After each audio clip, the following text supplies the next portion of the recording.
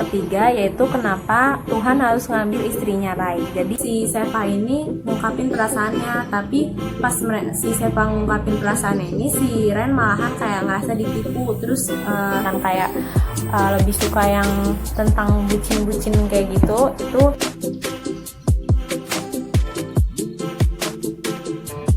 Assalamualaikum warahmatullahi wabarakatuh. Nama saya Oktaviana dari kelas 11 IPS 4. Dan di sini saya akan meresensikan buku.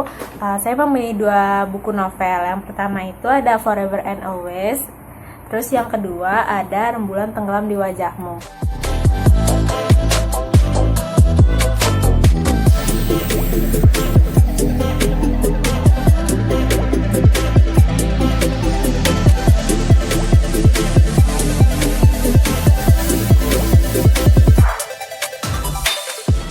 Nah, buku ini ditulis oleh Terelie dan diterbitkan oleh penerbit Republika pada tahun 2009. Nah, buku ini tuh memiliki halaman sebanyak 426 lembar. Buku di sebelah saya ini merupakan buku yang bertema tentang romance. Nah, buku ini menceritakan tentang perjalanan hidup Rai, di mana Rai mendapatkan 5 jawaban atas 5 pertanyaan yang selama si Rai hidup ini nggak pernah kejawab.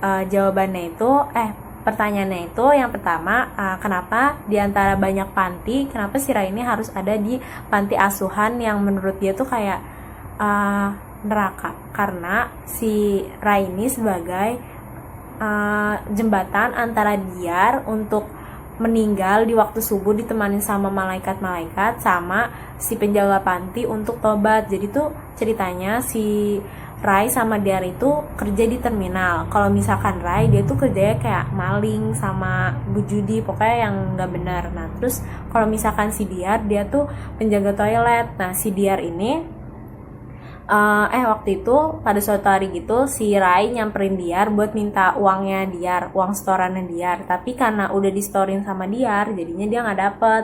Nah, terus ada sopir gitu ya masuk ke kamar mandi dan ngegantungin celananya gitu di pintu. Nah, di pintu itu si Rai itu ngambil celana itu dan dia bawa lari. Nah, Diyar yang ngeliat itu, dia tuh ngejar Rai buat ambil celananya buat dibalikin ke supir, tapi ternyata supirnya malah ngira kalau misalkan si Diyarnya ini yang ngambil. Nah, akhirnya kan Diyar tuh kayak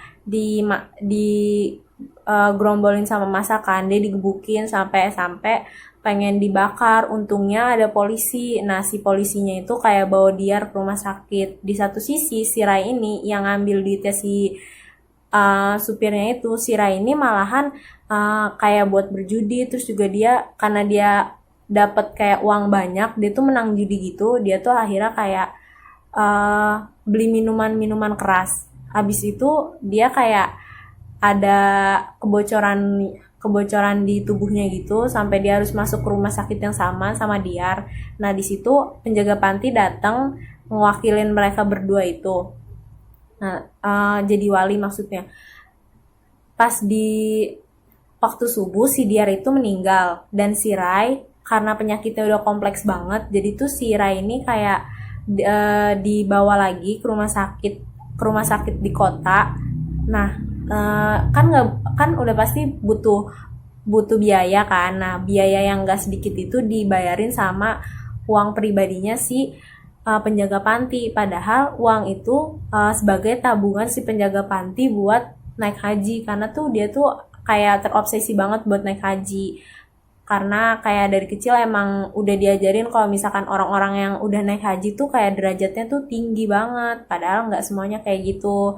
Terus yang ketiga, terus akhirnya Rai bangun dan dia langsung kabur dari penjaga panti karena dia di waktu itu si Rai ini nggak tahu kalau misalkan itu pakai uang penjaga panti gitu. Terus pertanyaan yang kedua, kenapa hidup itu nggak adil? Jadi di sini si Rai ini ke rumah singgah, dia kabur terus ketemu sama rumah singgah. Di situ ada Bang Ape, ada Ilham, ada Nathan. Terus juga si Rai ini juga sekolah di kelurahan. Terus sepulang sekolah tuh dia nemenin Nathan buat ngamen. Nah, jadi kayak suatu hari gitu si Ilham dia tuh jago ngelukis, dia tuh kayak dapet undangan gitu buat lukisannya itu ditaruh di pameran, tapi belum sampai ke pameran, lukisannya itu dirobek sama preman yang mau malak uangnya si Ilham itu. Nah, Rai nggak terima, Rai balas bales si premannya itu sampai besok-besokannya gitu premannya itu datang ke rumah Singgah, yang mana ada Nathan di rumah. Terus si Nathan itu kayak digebukin gitu sama preman. Terus si Nathan itu sampai suaranya hilang. Terus yang tadinya itu si Rai-nya ini mau bales si premannya itu, tapi karena Bang Ape ini orangnya bijak banget, jadi tuh bilang kalau misalkan kejahatan nggak boleh dibalas sama kejahatan. Tapi si Rai malah kayak kesel gitu. Terus akhirnya dia pergi dari rumah Singgah. Nah, dia pergi terus ketemu si Ple ini jualan, tapi tuh dia nggak ngebeli. Iya, jadi dia tuh maling kayak berlian gitu. Si Rai itu diajak dengan ada persiapannya dulu, jadi kayak disuruh lari di GBK gitu-gitu. Nah, terus sampai kayak di hari hanya itu ternyata si Rai yang beraksi dia tuh kayak ketembak gitu, dia ketahuan. Tapi sampai di rumah si playnya itu ngetembak ngetembak paha yang posisinya tuh sama si Ray yang ditembak sama si yang sapam yang ada di perusahaan itu. Terus si playnya itu yang aku kalau misalkan dia yang pencurinya itu pencurian tunggal. Nah, terus jadi tuh sebenarnya tuh hidup itu nggak adil, itu tuh jawabannya cuma ada di waktu. Karena tuh kalau kalau misalkan dari kisah-kisahnya yang di sebelumnya itu Ilham, lukisan Ilham pada waktu itu tuh walaupun nggak dirobek sama si premannya itu, tetap aja dia nggak bakal bisa masuk ke pameran karena lukisan si Ilham itu belum terlalu bagus, kayak penghuninya rumah singgahnya aja yang terlalu membesar-besarkan. Terus juga Nathan emang nggak bisa jadi penyanyi terkenal, cuma dia jadi penulis lagu yang bener-bener hits banget di kala itu. Terus yang ketiga si Ple ini kan ngegantiin si Rai ini kan, padahal Rai yang beraksi untuk ngambil berlian itu. Tapi tuh si Ple ini jadi pahlawan yang bener-bener kayak semua anak kecil tuh pengen jadi Ple, karena kayak aksinya si Ple atau yang sebenarnya itu aksinya Rai itu tuh keren banget. Pertanyaan ketiga yaitu kenapa Tuhan harus ngambil istrinya Rai. Jadi Rai ini setelah si Ple meninggal, si Rai pergi, dia terus ketemu sama si Fitri. Terus juga dia jadi pekerja kasar yang akhirnya diangkat jadi mandor. Terus si Rai ini ditinggal ketika Rai udah perlahan-lahan naik, si Fitri meninggal di malam takbiran. Nah, si Rai ini kayak terpukul banget. Si Rai terpukul padahal tuh kayak dia kayak nyala-nyalain Tuhan atas kepergiannya Fitri. Nah, padahal kayak sebenarnya kalau misalkan kita lihat dari sisi kita yang ditinggalkan, udah pasti yang kita tahu tuh cuma yang menyedihkan doang, kita nggak tahu dari sisi yang meninggalkan. Jadi tuh si Fitri, tugas Fitri sebagai istrinya Rai itu tuh udah selesai. Nah, terus pertanyaan keempatnya, kenapa ketika semua yang udah Rai punya, kenapa dia tetap ngerasa hampa? Nah, jadi kayak si Rai ini perlahan-lahan dia tuh udah jadi perusaha kontraktor gitu. Terus dia ngebangun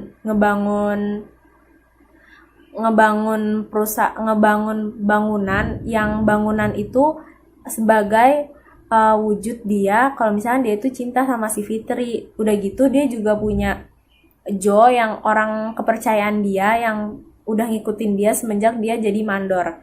Nah, itu tuh karena si Rai. Kenapa Rai ngerasa hampa? Karena si Rai ini terlalu mencintai duniawi kayak gitu. Terus yang kelima pertanyaannya, ketika si Rai ini udah nggak bisa apa-apa, kenapa sih si Rai ini nggak dicabut aja nyawanya? Jawabannya itu karena si Rai masih ada beban hidupnya. Jadi tuh Rai ada jadi tuh waktu umur Rai masih muda gitu, setelah istrinya Fitri itu meninggal, jadi tuh si Rai ini punya kenalan Taipan namanya Kohce. Dia ini kayak udah bener-bener kaya banget, sampai sebenarnya Koce itu dalang penyebab di si orang tuanya Rai ini meninggal karena tahu. Jadi tuh si Koce tuh kayak ngasih semua hartanya gitu buat si Rai. Nah jadi si Rai kan yang waktu itu si Rai-nya nggak tahu, si Rai kayak ngerasa kalau misalkan si Koce ini berharga banget kan, sampai si Koce-nya meninggal. Jadi si Rai kayak di perjalanan tuh dia ngebut banget sampai dia ada nabrak mobil yang di dalamnya itu ada suami istri, istrinya itu lagi ngandung hamil, terus si suami istrinya itu meninggal di tempat. Bayi yang ada di kandungannya itu lahir di situ, bener-bener nggak ada yang tahu. Untungnya kayak ada warga yang nyelamatin, tapi si Rai-nya itu karena terlalu panik dia tuh kayak pergi gitu aja. Jadi kayak beban hidupnya itu si anak bayi itu yang namanya Raina. Jadi alasan Rai bisa dapat 5 jawaban atas pertanyaan dan hidupnya itu karena ketika Rai ngelihat rembulannya itu, Rai tuh ngerasa kalau misalkan Tuhan itu bakalan ngasih kebahagiaan abis kesedihan tersebut. Kayak gitu. Terus lanjut ke buku kedua.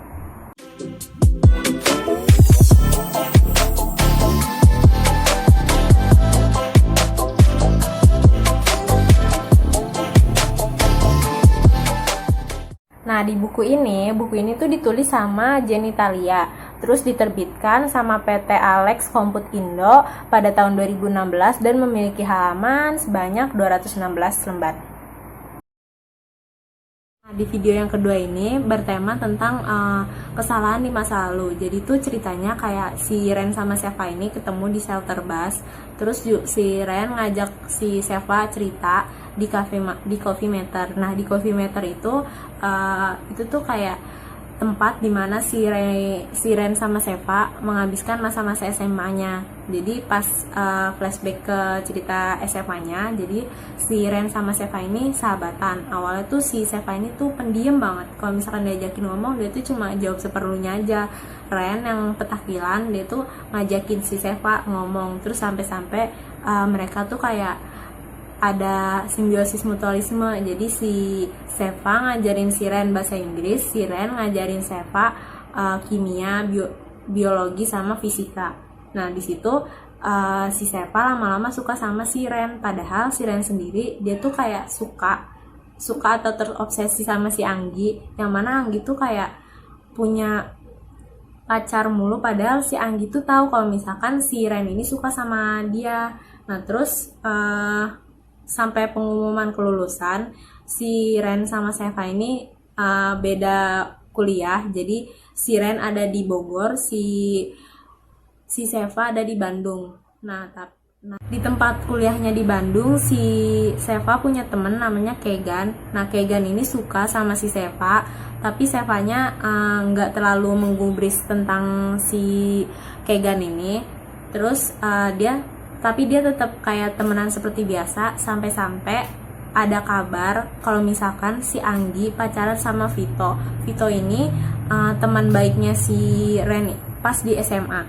Nah, terus pas kayak gitu si Rennya ngerasa kalau misalkan dia kayak biasa-biasa aja ya, walaupun dia sakit hati. Nah, terus sampai kayak ada berita yang lebih mengejutkannya lagi. Hampir setahun atau 2 tahun mereka pacaran, si Anggi sama Vito itu bakalan nikah. Di situ si Ren dia tuh ngerasa kayak frustasi banget karena dia udah nggak ada celah lagi buat si Anggi. Terus si Seva nyamperin si Ren ke apartemennya. Di apartemen sana, ternyata di apartemennya si Ren ternyata banyak banget kayak rokok, terus ada minuman-minuman keras, padahal si Ren itu nggak kuat ngerokok sama nggak kuat minuman keras. Terus akhirnya mereka berdua minum minuman keras bareng, terus mereka melakukan hubungan yang terlarang. Nah, terus dari situ si Seva ini ngungkapin perasaannya, tapi pas si Seva ngungkapin perasaannya ini, si Ren malahan kayak ngerasa ditipu. Terus si Ren tuh minta Seva buat ninggalin dia. Nah, akhirnya mereka udah lose kontak. Terus si Sevanya juga dia kayak ada ayahnya ada proyek di Sumatera, terus si Seva yang handle di Sumatera, jadi dia pindah ke Sumatera. Terus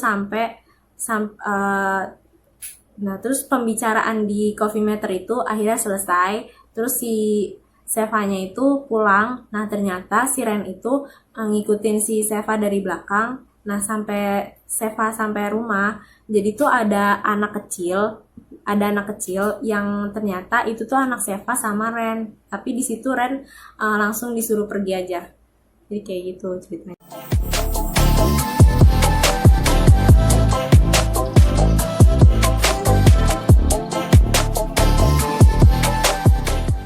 Sekarang masuk ke perbandingannya, ke kelebihannya dulu. Jadi di novel yang ini, Terelie yang 6 bulan tenggelam di wajahmu ini, buku ini tuh kayak banyak banget tentang cerita-cerita nilai kehidupannya. Jadi di buku ini tuh kayak salah satu yang bisa saya dapetin dari buku ini, itu tuh kayak kita tuh nggak bisa ngelihat masa lalu orang karena belum tentu kayak masa lalunya itu yang ngasih gambaran tentang masa depannya. Contohnya nih kayak si Rai kan, Rai itu kan kecil kan kayak dia tuh pencopet, terus juga suka judi terus minum minuman keras. Tapi siapa tahu dia tuh gedenya malahan jadi bos kontraktor.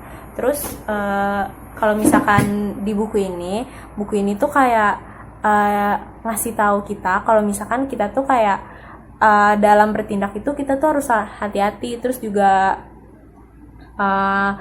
kayak ngasih tahu kita kalau misalkan pertemanan tuh harus dilandasin sama hubungan yang sehat. Terus kalau misalkan kekurangan dari buku Terelie ini, kalau menurut saya buku ini tuh di awal-awalnya itu nggak terlalu jelas karena tiba-tiba langsung nyeritain tentang si Rinai. Jadi Rinai ini anak yang ditabrak sama si Rai waktu. Nah terus kalau misalkan di buku yang kedua ini, buku ini tuh yang pertama dia tuh kayak kurang jelas untuk penggambaran latar tempat sama waktunya. Terus jadi kayak kita tuh masih kayak ngeraba-ngeraba gitu tentang kayak gimana sih sampai-sampai si Ren sama si Sevanya itu kayak nggak bisa ngobrol tentang kesalahannya si Ren di masa lalu. Terus juga buat masuk ke krisisnya, ke puncak konfliknya itu kayak lama banget, masih kayak di awal-awal konflik terus. Overall, kalau misalkan kalian mau lebih ke cerita yang tentang biar dapet banyak pengalaman atau nilai hidup, itu tuh lebih bagus ini. Tapi kalau misalkan kayak lebih suka yang tentang bucin-bucin kayak gitu, itu lebih cocok yang Forever and Always. Jadi kayak gitu. Sekian dari saya. Wassalamualaikum warahmatullahi wabarakatuh.